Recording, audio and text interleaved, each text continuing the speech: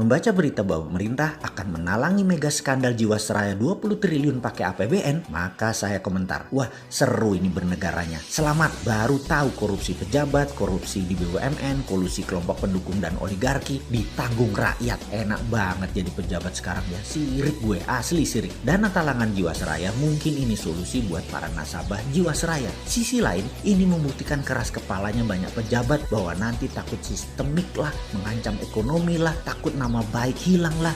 Bos, yang geblek jangan dilindungi atau kalian merupakan bagian dari sistem yang bermasalah. Biarkan yang salah yang menanggung. Kita melihat hal beginian paling gerundel, kuapok lu. Tapi begitu melihat melindungi kesalahan dan kebobrokan pakai APBN, kita berkata, kuapokmu kapan dul? Makanya bernegara jangan berbisnis. Semua itu hanya sarana buat bancaan, bagi-bagi porsi. Lah enak yang dapat, terus yang hilang filenya di kejaksaan. Ya enak juga, wis cocok wis iki. Surga banget deh kesannya para kriminal di negara ini ya. Ini negara para berdebah emangnya. Ya nggak begitulah ngurus negara. Old mind dan old system harus diubah. Itu fundamental berpikir. Cara lama yang sudah puluhan tahun tidak mau diubah. Itu yang membuat kalian punya banyak uang di luar negeri kan ya. Karena itu nggak bakal kalian mau berubah. Lah enak, ngapain berubah? Oke lah, banyak yang sudah diubah saat ini di Indonesia. Kita akui ada pembangunan bagus, iya, tapi belum menunjukkan hasil positif. Kita belum jadi negara pemenang. Kita masih pakai GBHN negara lain. Kita masih kejepit di gambar map buatan orang lain atau negara lain. Kita tidak punya nation interest yang berdaulat. Paling hanya proyek negara dan anggaran yang dibicarakan.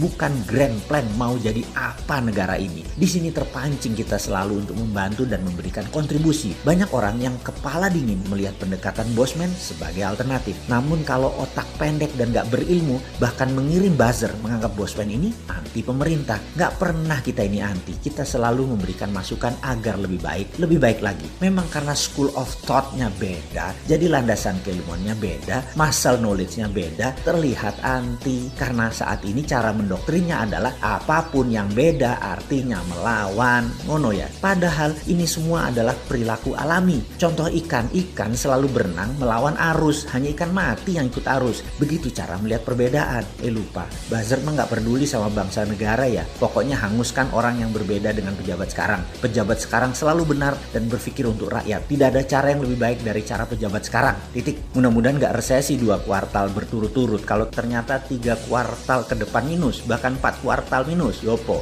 Gampang. Bangun narasi. Narasi pejabat tidak pernah salah. Yang salah orang yang beda pendapat. Aman kalau begitu. Sudah punya narasi-narasi doktrin ya. Para buzzer kan ada mastermind-nya. Ya alhamdulillah aman kalau kayak gitu. Silahkan. Kalau udah punya narasinya lanjutkan. Selamat kalian aman di atas sana. Aman. Kebetulan rakyat sekarang memang cuma butuh narasi kok. Silahkan lanjutkan bos. Kalau kita bagaimana? Ya kalau kita mah terus membangun Karsa dan mengingatkan bersuara versi kita membela NKRI. Gak didengeri, syukur. Dipakai alhamdulillah. Ini semua untuk Indonesia menang. Kita kembali mengingatkan sejarah. Sejarah yang mengingatkan bahwa Nusantara ditakdirkan jadi global player sejak lahir. Sekarang sayang, kita belum melihat rencana ke depan kita sebagai global player. Masih tarkam, masih antar kampung. Globalnya masih nyender sama superpower. Sayang banget deh. Sekali lagi, sangat disayangkan pengelolaan negara, pejabat negara, dan politikus melihat negara Indonesia tanpa wawasan sejarah. Tanpa paham kekuatan geoekonomi, yaitu kekuatan geografi untuk keuntungan ekonomi. Tidak memainkan geopolitik, yaitu kekuatan geografi untuk keunggulan politik bernegara. Dan pastinya tidak punya geostrategi. Memanfaatkan kekuatan geografi untuk faktor penekan bernegara. Intinya saat ini bagaimana membagi-bagi APBN doang otaknya. Membuat peraturan yang sedikit menguntungkan rakyat. Rakyat hanyalah sapi yang diperes-peres susunya tapi gak dikawin-kawin. Nikahnya pejabat itu setelah menjadi pejabat bukan dengan rakyat tapi dengan oligarki, dengan kelompoknya dan dengan politikus penguasa Senayan. Ngono ya? Oke, rakyat habis digrepek-grepek doang dan herannya rakyat gak kapok-kapok malah memuja-muja pejabat seperti itu. Hero-nya dijunjung. Top dah doktrin dan propagandanya. Top Marco Top. Kagum gua. Udah selesai ngegosip, kita lanjut. Kita menengok sejarah sebentar. Kita tahu doktrin jalur sutra itu seakan-akan jalur hebat. Karena mungkin banyak pejabat sekarang kemakan propaganda film Tiongkok dan berbisnis dengan Tiongkok kedalaman. Sampai budaya dan doktrin gak bisa dibedain. Jalur sutra di abad pertengahan mendadak jalurnya sepi. Kota-kota Eropa Timur dan Asia Barat yang tadinya jalur ekonomi mati hanya kurang dari 50 tahun. 50 tahun dari apa? Dari majunya dunia maritim perkapalan di abad 14 dan 15 sehingga pada perjanjian Zaragoza dunia dibagi oleh dua raja laut, Portugis di sisi timur, Spanyol di sisi barat. Ini kayak kita sekarang Tiongkok Amerika lah kira-kira ya. Spanyol ke Amerika Utara Selatan, Portugis ke India sampai timur jauh yaitu Nusantara. Jalur sutra kalau dengan jalur maritim atau maritim lain tersebut beda.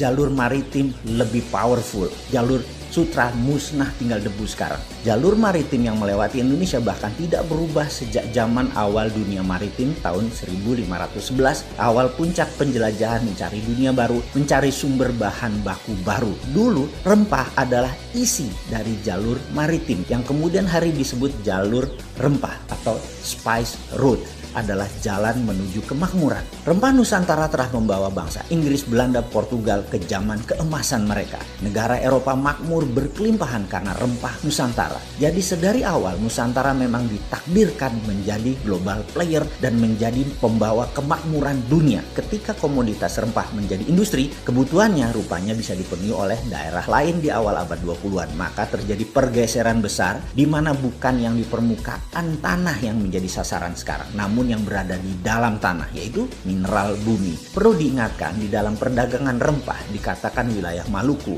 wilayah Pulau Run misalnya. Jangan bayangkan kekuatan militer yang berkuasa. Sejak awal Bulognya Maluku sudah berdiri, namanya Untatang, yang membagi rata petani dan deal dengan pihak asing. Pedagang Arab, pedagang Tiongkok, sampai Portugis, Inggris adalah Untatang ini. Baru ketika Belanda kemaru, greedy dan tamak, mereka membuang 15.000 penduduk wilayah penghasil pala tersebut, tinggal tersisa 1000-an dan ada banyak pembunuhan terjadi. Ini namanya perampokan atau state sponsor terrorism. Hasilnya diambil habis-habisan sampai jatuh nilai pala tadi, namun Belanda sudah kaya raya. VOC tepatnya kaya raya. Terus bergilir, kemudian masuklah ke komoditi lain yaitu karet, teh, kopi, coklat. Kemudian bahan baku tersebut semua akhirnya dikuasai oleh VOC. Apa pelajaran yang bisa ditangkap kali ini? Ingat, pelajaran bukan okupansi militer sejak awal, tetapi okupansi ekonomi. Jadi bagi saya, bullshit bekerja sama dengan Tiongkok dan IMF itu. Itu bullshit besar. Foreign direct investment yang ada di otak pejabat adalah pemahaman anak bangsa yang otaknya sudah terpesona oleh globalis. Ini sebenarnya penjajahan sama seperti VOC di awal masuk selama 200 tahun sampai akhir tahun 1900-an kira-kira. Di saat dunia bergeser jauh di mana rempah bukan lagi primadona tapi sumber di dalam bumi yang jadi primadona seperti minyak, gas, batu bara dan mineral lainnya. Jadi sekedar mengingat, apapun perusahaan asing masuk ke Indonesia menggarap, mengambil, mengelola isi bumi Indonesia, itu penjajahan. Ide ini maka saya tekankan, kalau mandat di tangan generasi muda di tahun 2024, tidak ada perusahaan tambang di Indonesia milik asing. Setidaknya 50% adalah lokal, di mana proses hilirisasi setelah tambang tadi, mineral tadi, hilirisasinya 100% lokal. Cukup sudah dibodohi oleh asing selama 300 tahun diambil rempah dan apapun yang dihasilkan oleh alam Indonesia. Namun begitu bahan baku alam di Indonesia disentuh asing dan didiamkan, artinya dua. Satu, geblek tidak paham nasionalisme. Yang kedua adalah memang kaki tangan asing.